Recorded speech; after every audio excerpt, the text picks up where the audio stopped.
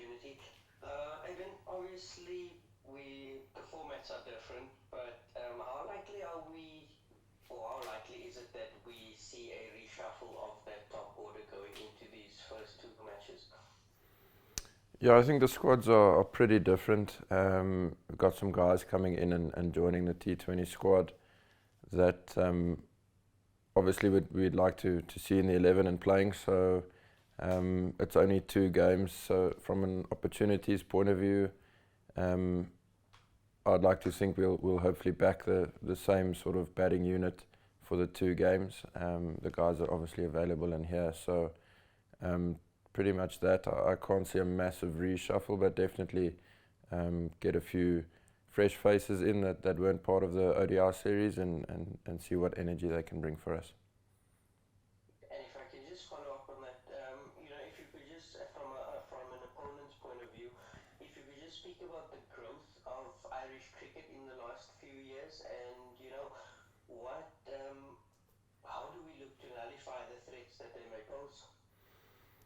Yeah, I think it goes without saying they've become a really good team in world cricket and are capable of beating any team in the world at the moment. So, with saying that, you give a lot of credit to them and their growth as a cricketing nation. For us to nullify their threats, it'll all just come down to our planning and sort of tactics, and I'm trying to identify a couple areas in the 20 over. Sort of in each innings to see where we can get one up on them. Generally now where cricket's going, it's small margins that can win and lose your games, and if we can identify that going into the series from a planning point of view, hopefully we give ourselves the best chance to get it right out in the middle. Awesome, thank you. Thanks, Amir. Johan? Morning, Aiden and Lucy. Aiden, you regular guys, do you feel added pressure on you with these sides playing at the moment? Yes, there need to be some place to ground the team, but do you guys feel added pressures on you, the regular players? I wouldn't say so, no. Look, we'll always be highly competitive people as South Africans and as sportsmen, and it's never nice to lose. So when things don't go according to plan, you as a slightly more experienced player obviously do maybe look at it a bit deeper and see how you as the individual player could have made a better difference in the game to hopefully change the result. But going into the games, I wouldn't say that there's that feeling of additional pressure, but definitely that feeling of wanting to step up if you have a bit more experience to lead from the front and show the way forward to the guys that are maybe a bit younger and newer. Thanks, Johan. Keenan? Thanks, Lucy. Hi, Aiden. You obviously got some runs in the last ODI. Just how good was that to score some runs to get going, and just how important is that now for you personally going forward with these next few white ball matches coming up? Yeah, it was nice. Obviously would have liked to do it earlier in the series where it could have positively affected the result of the series. So I suppose you take it for what it was at that time, and although the series was done, there was still a game of cricket to play and a game of cricket to represent your country, and you pretty much would kill to get a good result in whichever game it is. So ultimately was happy that I could spend some time in the middle and get some form back, and hopefully can use that moving forward to this series and also the rest of the year that lays ahead. If I could just follow up, please, Lucy. Sure, go ahead. Aiden, there were a few youngsters also who batted in the middle order in the past few ODIs. Calvin and Tristan Stubbs, Jason Smith was also there in the middle order. Just could you maybe talk about the difficulties of batting in the middle order in ODI cricket, or what makes it so difficult and such a specialized position in ODI cricket specifically?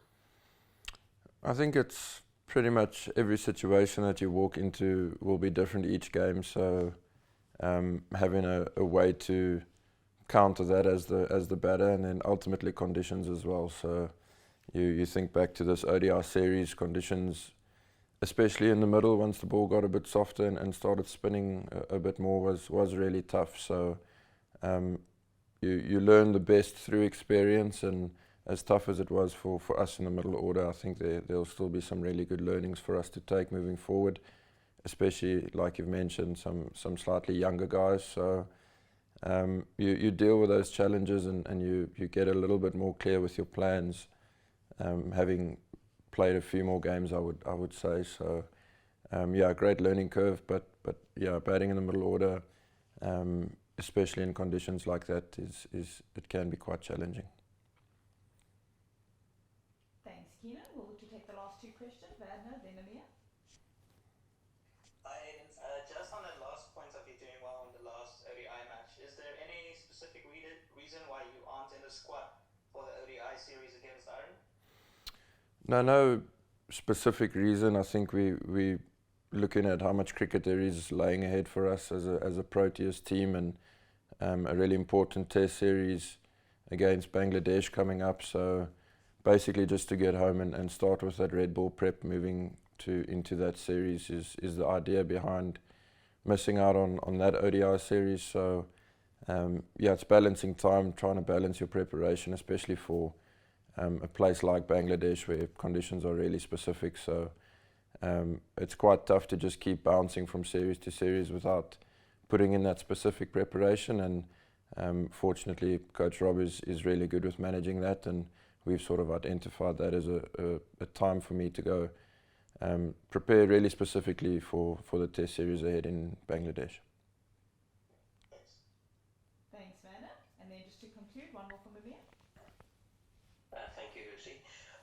Yeah, Aiden, I'm not sure how much you know or how much experience you have about playing in Abu Dhabi, but if you could maybe speak about the similarities between that venue, if any, the similarities between that venue and the one we played the ODI series in, and just how that would dictate the the bowling lineup we go with in the T20 series.